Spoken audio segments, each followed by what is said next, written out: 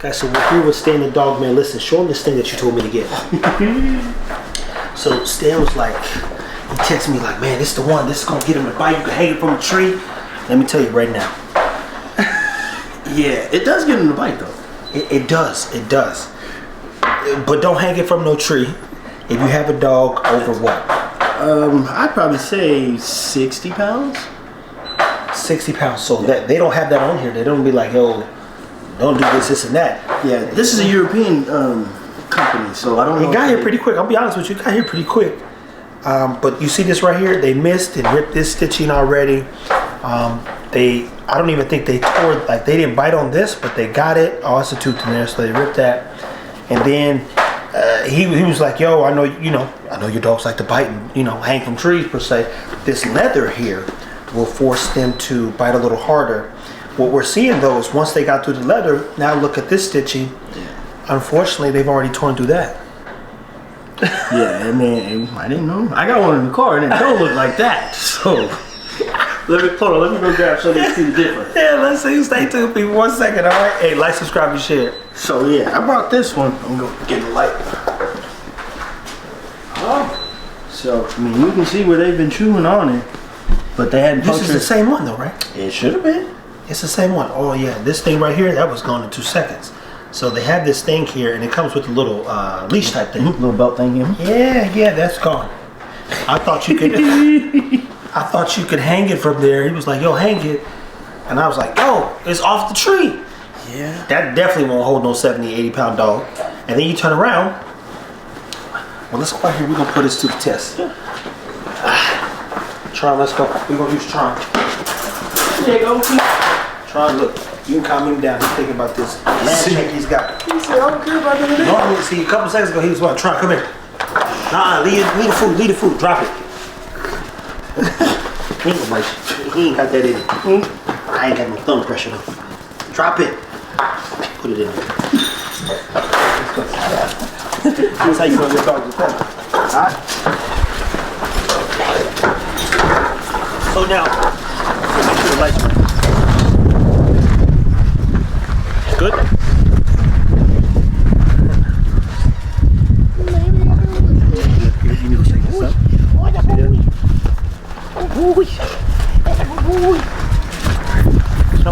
So Stan, he told me something else. So he said, hey, kind of basically never let your dogs chew on you per se. And I don't know if this is a chewing situation though, is it? What's the difference between me having this here and letting them bite it versus me in a suit? It's more personal in the suit. With this, they can... I feel that. Tron got that. Yeah, he got a bite, bud. I told you the last time I went through. Take this thing off. He about to tear my forearm up. But that's one thing I definitely put this over ego. The dogs won't bite you as hard as they would somebody else. So you don't want to give them a bad habit. It's just like if you always got a spotter on your lifting, you're never really going to develop those muscles to actually lift. So that's what that comes from. Sit. You see how he keeps slipping off?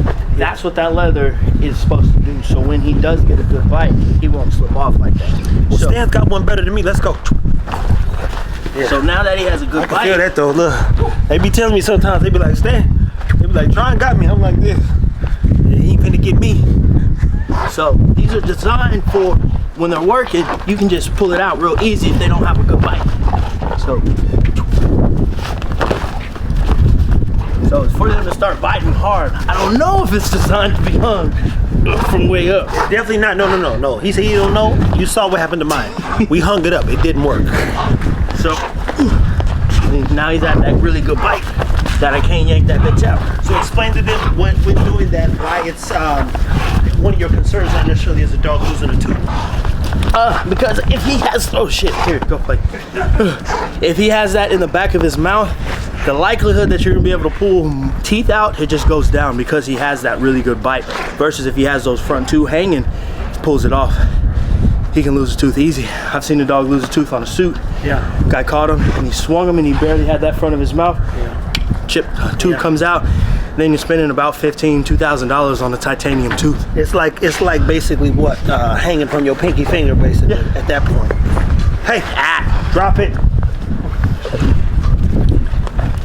So I like these, but I guess we wouldn't use them for like hang time stuff. Yeah. I think that Ray Allen bite pillow with the jute material. Oh yeah. Is probably the best one for that because of the design. Godly, that's the one, Ray Allen. I think that's where we got that one from. Redline K9 and Elite K9 are two places I ordered most of the stuff. Cool. And I think you got one for me off of Ray Allen potentially, but I wouldn't know. No, it was Redline. Yeah. Redline K9 was that good one. Because when people ask me, I say, yo, Redline K9 and Elite K9 are two places that day when we was at Jamarcus' house on the computer. And then there's different levels. So that level 3 is really good for dogs like this. But you wouldn't want to start a puppy or a smaller dog on those because level 3. So we're going to show you on the computer then what that looks like and where to get this stuff. That'll be another part of the episode. People always say, hey, where do I get that bite pillow? Where I get such and such? Definitely Elite K9 and Redline K9, and then there's levels to this shit, as they say. So yeah, I like this European company as well. They have some like different cuffs that you can get. So if the dog's like when they're on a suit, if they're biting low or high, you can actually put these plastic things so they have to bite right in that section. So we started doing that with Juice on the legs because he likes to go toward the ankle, but we want him hitting more here to here because that's going to be a hard bite to make a dog's miss if they're coming up in that area there. That makes sense. Well, I'm gonna bring Ego out and see the difference here in a second. I'd like to get him a little wore out, talk a little bit about basically the conditioning of the dog too, and what you need to do in preparation to get a dog to both protect your home, but even more importantly to have the endurance to get through a good workout per se. So in the early stages when you are working with your dog, you want to start short. You want to make them successful. You want to make it fun for them so they know that they worked a little bit and then they're going to win. And then as they get older and the more conditioned they get by taking your dogs out on walks, by running them, having drag bags, pulling weights, you've seen all the stuff Trevor and I do with our dogs. Those things are going to make it easier for them to continue to do it when they get a little tired. It's just like you. If you've never warmed up for a marathon, after that second mile, you can be like, forget this. But when you've prepared for running over 26 miles, you're not worried about the conditioning of it because you know you can do it. So you want to build your dogs up to the point where they can do anything that you want. And it all starts with simple games like make it a miss. Because it's not always going to be easy for the dog, and you want them to have that confidence, that they're never going to stop until they get it. And then you build them up and you make them work a little harder. And then he wins. So when we start doing more stuff with the dog, he knows he has to take all of this punishment, quote unquote punishment, to win the game. It's all a part of the game. Out. Nope. Sit. Sit. Nope.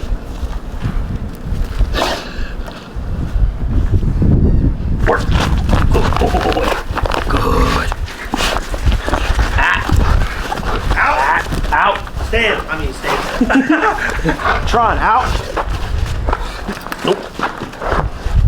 Yeah, so this is definitely not designed for two of these folks to be playing hard. You'll put Tron up? Yeah. It's definitely not designed for that one there. What?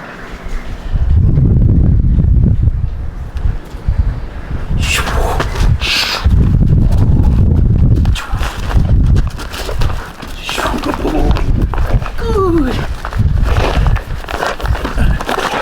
Yeah, so you see, he's not letting me yank that out. So he's got a really good bite. And that's what you're wanting, folks. Ooh, it's cold out here, boy. Ooh, there you go.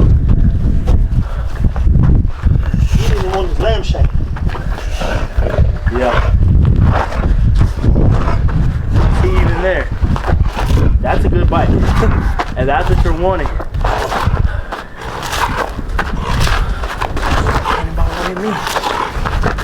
You see he's losing it a little bit. You're getting dizzy. I'm losing it too. Out! Watch my balls.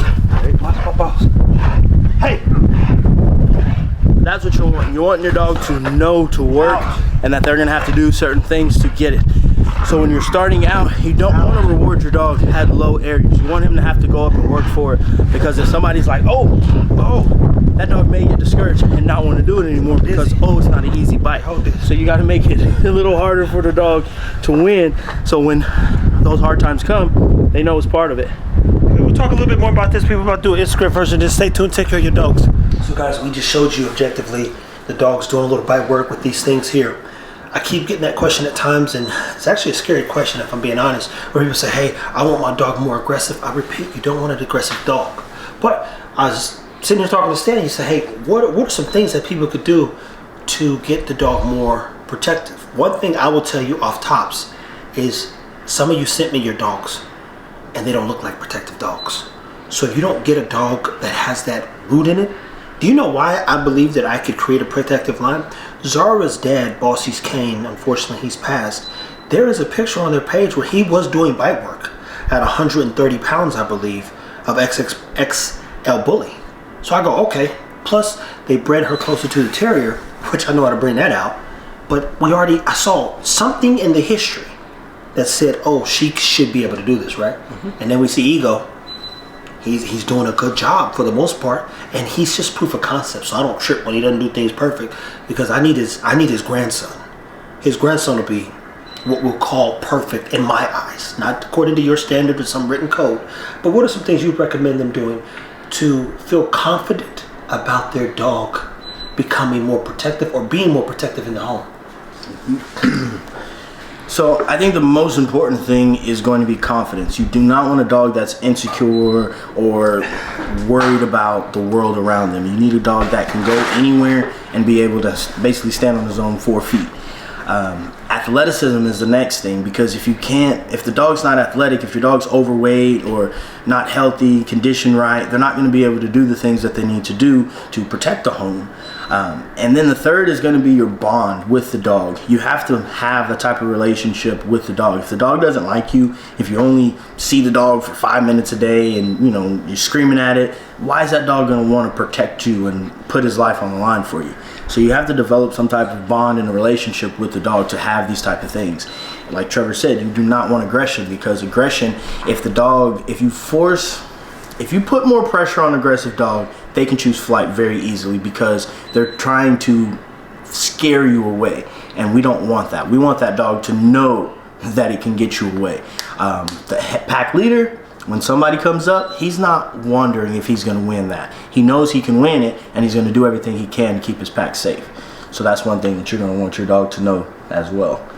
Okay, so what we'll try to shoot, and I know some people have got some timid dogs. I had a long conversation, and it's so funny because, the guys watching, for one, thank you people, everybody who's watching. They're like, man, you one of the best dog trainers or not. I said, my man, let me be very clear.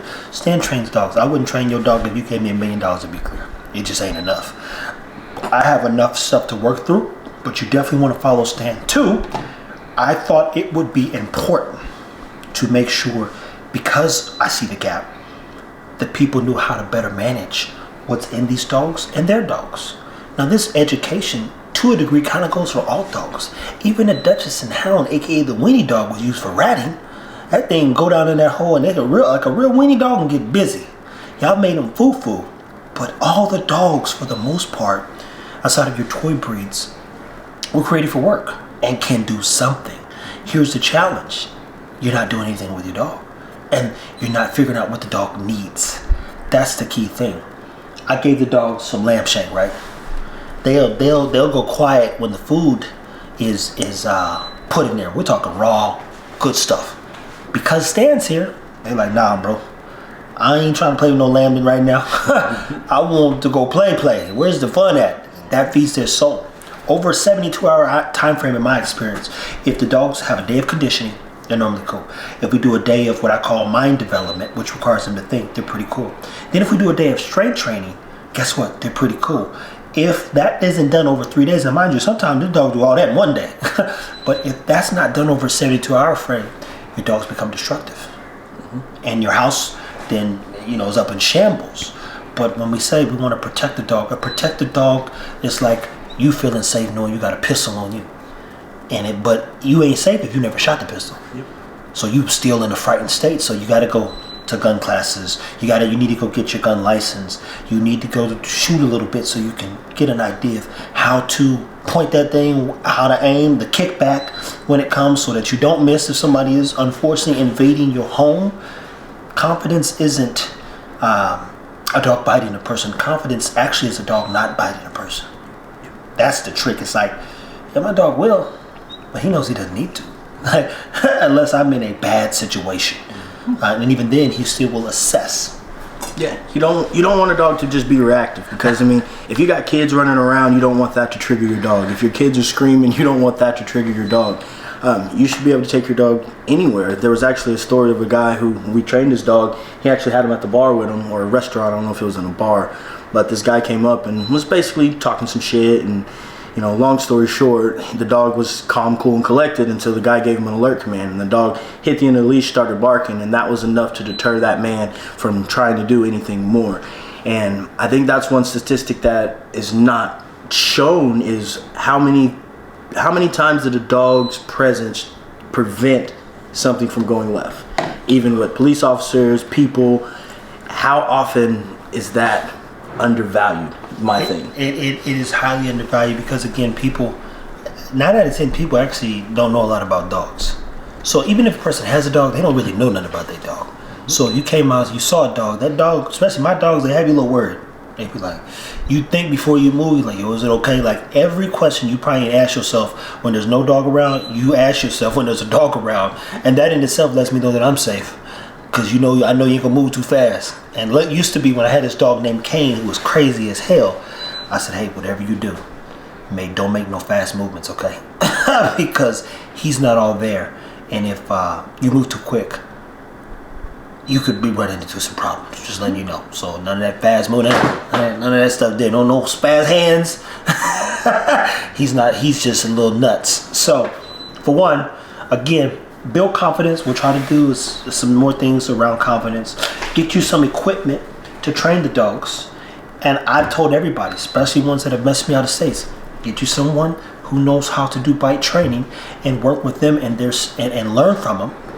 Because your dogs can bite doesn't mean they'll bite when you need them to, unfortunately, right? Yeah, you got to put them in different situations.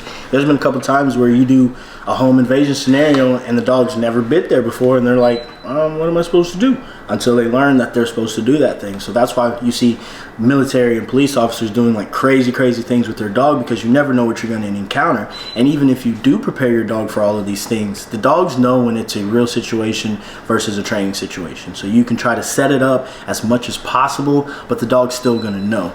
But we want dogs to have confidence to know that, yes, in a oh shit situation, I still can do what I need to do. And a lot of the time, the dog being there and giving you time to either get your gun or get out of the house or get into a back room, that's what's going to be important. It's not about the dog mauling somebody and killing them. It's about you being safe. If I ever get in a situation when I'm out with Rocco and he has to bite somebody, I'm going to go to my truck and I'm going to whistle, hey Rocco, come on, let's go. He going to jump in the truck and we're leaving.